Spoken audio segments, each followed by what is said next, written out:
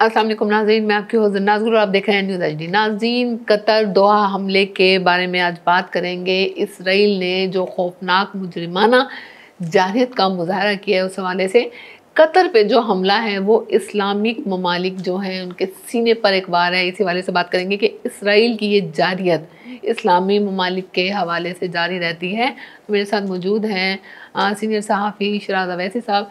शराज साहब, क्या कहेंगे कि इसराइल की इस तरह की ये जो हरकत हैं, इस तरह के जो मुजरिमाना फ़ेल हैं, क्या वो खुला चैलेंज है इस्लामी ममालिक के लिए या कोई वेकअप कॉल है? क्या कहेंगे कि उसकी कोई रोकथाम नहीं है? चाहे आप चैलेंज कहें चाहे वेकअप कॉल कहें, ये आजकल की बात थोड़ी है। इसे तो निस्फ सदी गुजरने को आ गई है जब इस नाजायज़ रियासत आलम इस्लाम के सीने पे खंजर की तरह घोंपा गया था, और आज तक ये हमें टीस दे रही है, हमें तकलीफ़ दे रही है। इस खंजर जो हमारे सीने में घोंपा गया था उसकी वजह से आज भी आलम इस्लाम का जो सीना है, आलम अरब का सीना है, उसमें से लहू बह रहा है। और एक नाजायज़ रियासत जो है वो एक नाजायज़ रियासत की तरह ही एक्ट कर रही है, और एक नाजायज़ रियासत को रोकने के लिए आपको इक़दाम पे वैसे उठाने पड़ते हैं, और मुस्लिम ममालिक को अब इस सिलसिले में अमली इक़दाम उठाने की वाक़ई ज़रूरत है। इसका मतलब हर मुस्लिम जो मुल्क है वो अपनी बारी का इंतज़ार करे। अब जिसने इस रियासत को तस्लीम कर लिया है, क्या उसकी भी बारी आएगी? और इब्राहिम कार्ड के बारे में आप क्या कहेंगे? नहीं, ये तस्लीम करना ना करना इनके लिए तमाम जो मुस्लिम ममालिक हैं वो एक बराबर हैं। अभी हम उस बहस में नहीं जाते कि जिन ममालिक ने तस्लीम किया उनके पीछे वजूहात क्या थी। उनके पीछे वजूहात मुईशत की थी, उनके पीछे वजह जो थी वो कुछ सकाफ़त की थी, सियाहत की थी, सियासत की थी। वो एक अलग मौजू है, उसमें फिर कभी और पूरा में बात करेंगे। फ़िल वक्त तो इनके लिए तमाम मुसलमान एक बराबर हैं। इनके लिए हर मुसलमान जो है फ़र्द वो मुजरिम है इनके नज़दीक, और इनके अकायद का हिस्सा है। मुस्लिम दुश्मनी जो है वो इनके अकायद का हिस्सा है। तो ये उसी जो अपने अकायद हैं उनको निभा रहे हैं, उनको चला रहे हैं। तो देखते हैं मामला कहाँ जाकर रुकता है। अच्छा शराज साहब, अगर कत्ल की बात की जाए तो इससे पहले ईरान और इसराइल की जंग हुई और उसमें कत्ल ने सालिसी का किरदार अदा किया, और अब कतर पर ही हमला। क्या नोयत है, कतर जो है ना वो बतौर मुल्क काफ़ी अरसों से जो दुनिया के कई उलझे मामला हैं, ख़ुसूसन अरब दुनिया के उलझे मामला, उनमें सालिसी का किरदार करता चला आ रहा है। कोई पहला मौका नहीं है हमें। आप देखें कि दोहा में कई कॉन्फ्रेंसेस पहले हो चुके थे, कई मुआहदे हुए हैं, कई ताकतों के दरमियान और भी जो ताकतें उनके दरमियान जो यानी कि इख्तलाफात हैं उनको हल करने के लिए कतर की सरजमीनी इस्तेमाल हुई है। यानी एक ऐसा समझे सालसी पॉइंट का दर्जा हासिल है कतर को। लेकिन मैंने अभी जो थोड़ी देर पहले कहा कि मुस्लिम, अच्छा यहाँ पे अब ये देखें कि वहाँ मुज़ाकरात हो रहे थे हमास और इसराइल के दरमियान। आपको मालूम होगा गज़ा की जो पट्टी है उसको इसराइल ने बिल्कुल डैमेज करके रख दिया है, इंसानी लिहाज से, मुआशी लिहाज से, समाजी लिहाज से, सकाफ़ती लिहाज से, हर लिहाज से गज़ा का फ़िलहाल उन्होंने कोई भी हालत काबिल रहम व तर्स नहीं छोड़ी। इस सिलसिले को लेकर जो हमास की तरफ से मज़ामत आ रही है, ये इस्लामिक जिहादी तंजीम है, ठीक है। अगर उनके दरमियान मुज़ाकरात हमेशा उस वक्त होते हैं जब दूसरी ताकत को पता हो कि मेरे पे कुछ मसाइल मेरे लिए पैदा हो रहे हैं, चाहे ताकत भी क्यों ना हो। तो इसराइल ने जब महसूस किया कि हमास की जो मज़ामत है कुछ चलने में नहीं आ रही और हमारे लिए मुश्किल हो रही है, तो उन्होंने फिर मुज़ाकरात का डोल डाला। अच्छा, वहाँ पे हमास के जो लीडर्स हैं वो गए हुए थे, और फ़िल वक्त इसराइल तो बराह रास्त मुज़ाकरात में शामिल नहीं था, क्योंकि वो तो मुज़ाकरात को ज़ाहिर तौर पर मानता नहीं है। लेकिन कुछ और ताकतें इसमें इन्वॉल्व थीं, वहाँ मुज़ाकरात के लोग पहुँचे हुए थे।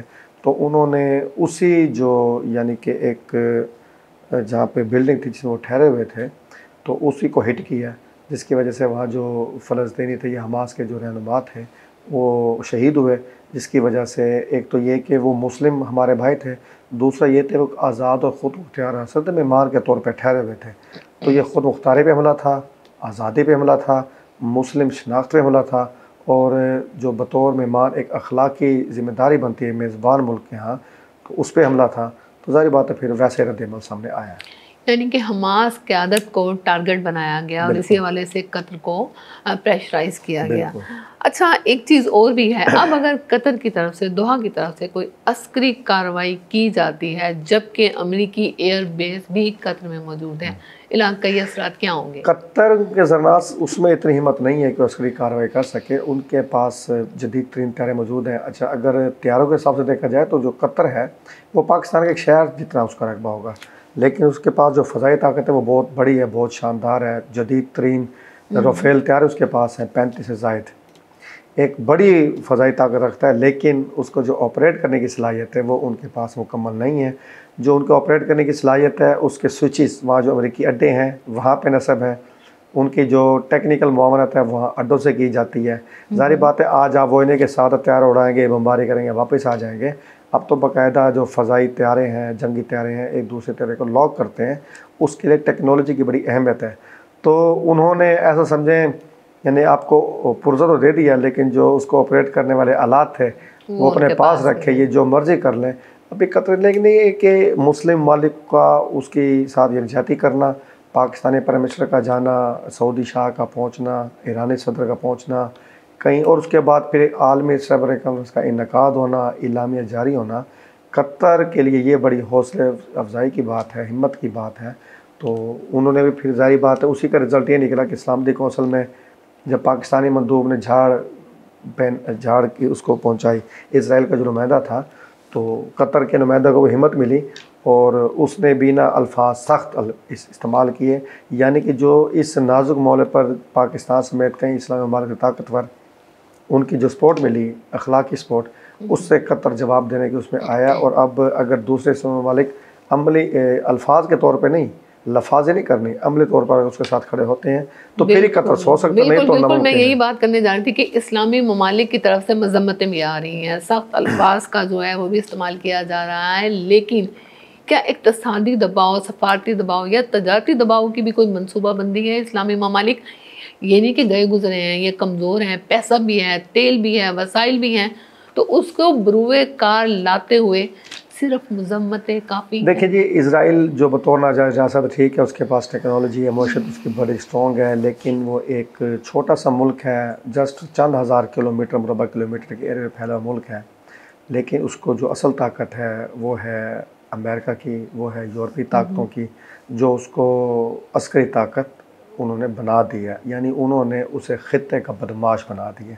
जैसा आप देखें ना, एक बहुत बड़ा मोहल्ला होता है, उसमें से एक बंदा होता है मोहल्ले का बदमाश कहलाता है, और वो एक बंदा पूरे मोहल्ले को दबा के रखता है। अरब को एक मोहल्ला समझें, इसराइल को ख़ित्ते का बदमाश समझें, वो बदमाश भी किसी के आशीर्वाद से धमकियाँ तड़े देता है। तो इसराइल भी अमेरिका के आशीर्वाद में धमकियाँ तड़ियाँ दे रहा है, बदमाशी कर रहा है। लेकिन यहाँ पे अगर तमाम इस्लाम वाले इकट्ठे हो जाएँ, उसका समाजी, सोशल और मुआशी बाइकाट करें, तो उसको गिराना कोई मुश्किल काम नहीं है। लेकिन इसके पीछे बहुत से अवामिल कार फरमाया। आप ये देखें कि दुनिया की मईशत जो है यहूद से जुड़ी है, इसराइल से जुड़ी है, आपको उनसे अलग होना पड़ेगा, आपको ख़ुद भी तैयार रहना पड़ा होगा। यानी कि आप सिर्फ चंद फैसलों से इसराइल को नहीं झुका सकते, आपको उसके लिए एक बहुत बड़े प्लान के साथ आगे बढ़ना होगा। अच्छा, इसके अलावा अगर हम फ़लस्तीन को देखें, वो भी एक मुस्लिम रियासत है, हमारा मुसलमानों का एक जज्बाती रिश्ता है उससे, किबला अव्वल है, और अब कतर पर हमला। फ़लस्तीन के मामले में सिर्फ इखलाक़ी मज़म्मतें, इखलाक़ी बयान, जबकि कतर के हवाले से थोड़े मामला चेंज हैं। थोड़ा जिस तरह से इस्लामी दुनिया जो है वो तड़प के वहाँ के दौरे भी कर रही है, बयानात भी दे रही है, मज़म्मतें भी, क्या कोई ज़ाती मफाद है? नहीं, ज़ाती मफादात आजकल जुड़ते हैं ज़नास मईशत से। मुआशी मफादात तो हैं, इसराइल से मुआशी मफादात जुड़े, मतलब आपके डायरेक्ट अमेरिका से मुआशी मफादात तो हैं। आपको पता है दुनिया की मईशत पर यहूदी काबिज़ हैं। लेकिन इसमें जो सबसे बड़ी बात यह है कि फ़लस्तीन की मज़ामत, फ़लस्तीन अभी एक बाकायदा एक तस्लीम शुदा एक पट्टी तो है, लेकिन दुनिया के कई ममालिक के नज़दीक वो मुल्क नहीं है। पाकिस्तान भी उसे अभी उस तरह से मुल्क तस्लीम नहीं करता। एक आज़ाद पट्टी है जिसे यानी कि मगरबी इलाका कहते हैं, उस पर फ़लस्तीनी अथॉरिटी काबिज़ है। लेकिन यहाँ पर मामला ये आता है कि फ़लस्तीन के कुछ लोग भी हैं, आपस में उनकी कोऑर्डिनेशन नहीं है, उनकी जहाई तंजीमें आपस में नहीं है। अगर अल-फतह, हमास है तो इनकी आपस में कोऑर्डिनेशन नहीं है, सियासी क़यादत और अस्करी क़यादत की आपस में कोऑर्डिनेशन नहीं है। ये भी उनकी कमज़ोरी की बड़ी वजह, जिसकी वजह से जो दूसरे मुस्लिम ममालिक हैं बहुत से मज़म्मत में रह जाते हैं। पहले इस फ़लस्तीनी को खुद इकट्ठा होना पड़ेगा, अस्करी तौर पर इकट्ठा होना पड़ेगा, मुआशी तौर पे इकट्ठा होना पड़ेगा, सियासी तौर पे इकट्ठा होना पड़ेगा। जब फ़लस्तीन एक कौम बनकर सामने आएंगे तो फिर जो दूसरे मुस्लिम ममालिक हैं उनको भी उनकी जो एक हिमायत या साथ देने में आसानी मिलेगी और एक वो ठोस मौक़िफ़ अपनाने में एक बेहतर राह वो देख सकेंगे। इसके अलावा अगर इस्लामी अरब ममालिक की बात की जाए तो इस वक्त उनका किरदार क्या है, या किस तरीके से उन्हें अपना किरदार अदा करना चाहिए? बिल्कुल जी। अब कुछ ये आगाज़ तो आप समझ सकते हैं कि हमले के 2 दिन के अंदर अंदर सरबराहों का वहाँ पे जाना, फिर इस्लामी 1 हफ़्ते के अंदर अंदर इस्लामी सरबराह कॉन्फ्रेंस का इनेकाद। लेकिन मायूस कुन बात ये कि कोई तगड़ा ठोस एलामिया सामने नहीं आ सका। लेकिन हम इसे उम्मीद इस तरह कह सकते हैं कि चलो आगाज़ तो हुआ उसमें, और जनरल असम्बली में जिस तरह अरब ममालिक में खुलकर इसराइल की मज़म्मत की, ये एक शानदार चीज़ थी। अक़वाम मुत्तहिदा में अरब लीग इकट्ठे होकर आ रही है, फिर पाकिस्तानी प्राइम मिनिस्टर का सऊदी अरब जाना, ठीक है ना, इससे भी कुछ मामला आगे बढ़ेंगे। क्योंकि अरब लीग में जो ताकत है वो सऊदी अरब है, जो उनको लीड करती है। और यहाँ पाकिस्तान तो अलहमदुलिल्लाह पूरी इस्लामी दुनिया को लीड कर रहा है। और पिछले दिनों हमने जो अपनी ताकत है वो ऑपरेशन बुनियाद मरसूस की सूरत, फील्ड मार्शल आसिम मुनीर की क़यादत की सूरत, अपनी जो हमारी दिफाई ताकतें हैं उनकी जो हमारे पास एक पूरी टेक्नोलॉजी है उसकी सूरत में हमने इंडिया की ठुकाई करके पूरी दुनिया को पैगाम दे दिया है कि हम ताकत थे नहीं, हम ताकत हैं, हम ताकत रहेंगे। और अगर हमारे खिते की तरफ, हमारी पट्टी की तरफ किसी ने मैली आँख से देखा, हम उसकी आंखें निकालने जोगे बन चुके हैं। और यहाँ पर आप ये देखें, जो इंटरनेशनल परेड हुई चाइना में, हमारे पाकिस्तानी प्राइम मिनिस्टर को सबसे आगे खड़ा किया गया। सऊदी अरब में गए तो तारीख में पहली दफ़ा पाकिस्तानी तैयारों ने हमारे प्राइम मिनिस्टर का इस्तकबाल किया। रेड कारपेट इस्तकबाल नहीं हुआ, पर्पल। सफारती दुनिया में पर्पल कारपेट जो इस्तकबाल होता है उसको एक शानदार चीज़ के तौर पे देखा जाता है कि जो प्रोटोकॉल की जितनी पाबंदी ना उससे मावरा इस्तकबाल है। यानी ये वो मेहमान है कि बस इसके लिए हमसे जो बन सकेगा वो हमने किया है, उसके राह में आँखें बिछा दी जाती हैं, पलकें बिछा दी जाती हैं। तो हमारे प्राइम मिनिस्टर का इस्तकबाल वैसे होगा। इसी तरह ही मैं ये चाहता हूँ, मेरी ये ख्वाहिश है कि दुनिया के और जो इस्लामी ममालिक हैं वो भी इसी तरीके से आगे बढ़ें, अपनी ताकत दिखाएं। वसाइल की कोई कमी नहीं है, जज्बे की कोई कमी नहीं है। हम जज्बे जहाद की सूरत में एक शानदार जज्बा अपने अंदर मौजूद रखते हैं। तो आगाज़ हो चुका है, देखें कहाँ तक बात पहुँचती है। ख्वाहिशात तो हमारे नेक हैं कि इस्लामी ममालिक इकट्ठे हों, यकमुश्त होकर आगे बढ़ें और इस नाजायज़ रियासत को जड़ से उखाड़ के ना, जो एक बहरा अरब है उसे पर उखाड़ फेंकें।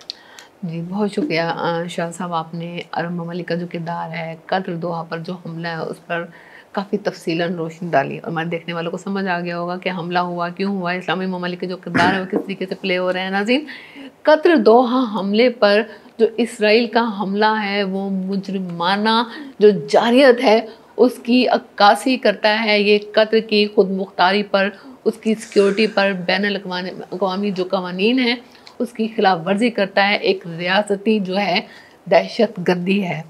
इसके अलावा अब देखना ये है कि अरब ममालिक के जो बयानात हैं वो सिर्फ मज़म्मत तक महदूद रहते हैं या कुछ अमली इक़दामात भी होते हैं। जी।